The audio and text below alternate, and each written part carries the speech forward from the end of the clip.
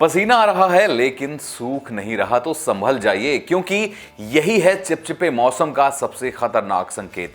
Research कहती है कि हाई ह्यूमिडिटी में पसीना स्किन से वाष्पित नहीं हो पाता, यानी सूख नहीं पाता, जिससे शरीर का कूलिंग सिस्टम फेल हो जाता है और नतीजा थकान, डिहाइड्रेशन, स्किन इंफेक्शन और यहां तक कि हीट एग्जॉशन भी। एसी चलाना ही सही समाधान है या फिर खुली हवा में रहना ज्यादा सेहतमंद है? इस वीडियो में हम जानेंगे कि चिपचिपे मौसम में कैसे सेहत का बैलेंस बनाए रखें बिना बीमार हुए और बिना थके हुए। नमस्कार जी, मेरा नाम है नीतीश त्रिपाठी और आप देख रहे हैं इंडिया न्यूज का हेल्थ शो मेडिकली स्पीकिंग। दोस्तों, उमस भरा मौसम आते ही सबसे बड़ा सवाल बन जाता है कि एसी चलाएं या फिर नेचुरल हवा में रहें। जहां एक तरफ एसी राहत देता है, वहीं दूसरी तरफ इसका इस्तेमाल कई बार सेहत के लिए नुकसानदायक भी हो सकता है।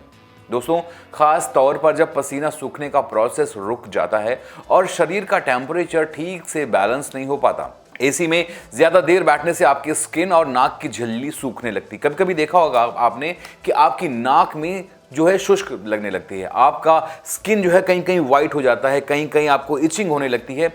इससे आपको सांस लेने में दिक्कत होती है, सर दर्द और यहाँ तक कि स्किन एलर्जी की संभावना भी बढ़ जाती है। और वहीं बाहर की नेचुरल हवा अगर प्रदूषित ना हो तो शरीर को मौसम के साथ साथ सामंजस्य बैठाने में आपकी मदद करती है। हालांकि अगर बाहर की हवा बहुत गर्म और नम हो तो ये फंगल इन्फेक्शन और हीट एग्जॉशन का कारण भी बन सकती है, इसीलिए थोड़ा संभल के रहिए। दोस्तों, आपको कुछ तरीके बताने वाला हूं जिससे आप इस बैलेंस को बनाकर रख सकते हैं। और सबसे पहला तरीका है संतुलन। अगर आप एसी चला रहे हैं तो टेम्परेचर 24 से 26 डिग्री के बीच में रखें और हर 2 घंटे में खिड़की को खोलकर थोड़ी देर नेचुरल हवा को अपने रूम में आने दें।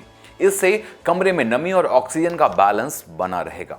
दोस्तों, दूसरा उपाय है हल्के सूती कपड़े पहनना। नेचुरल फाइबर जैसे कि कॉटन, लिनन आपके बॉडी को सांस लेने की जगह देता है, जिससे स्वेटिंग आसानी से सूख जाती है और बैक्टीरिया पनपने का जो खतरा होता है वो कम हो जाता है। सिंथेटिक कपड़े नमी को रोकते हैं, पसीना सूखने के में आपको रोक देते हैं कि भाई उससे आपका पसीना नहीं सूखता, जिससे आपकी स्किन पर रैशेज और फंगल इन्फेक्शन जैसी संभावनाएं बढ़ जाती हैं।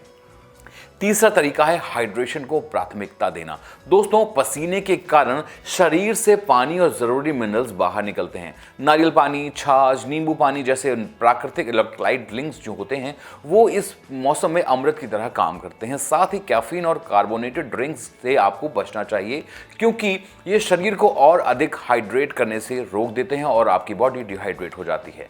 चौथा तरीका है नेचुरल कूलिंग एजेंट्स, जैसे कि चंदन का लेप, खस की चटाई, पुदीना या फिर तुलसी से बना होममेड स्किन स्प्रे।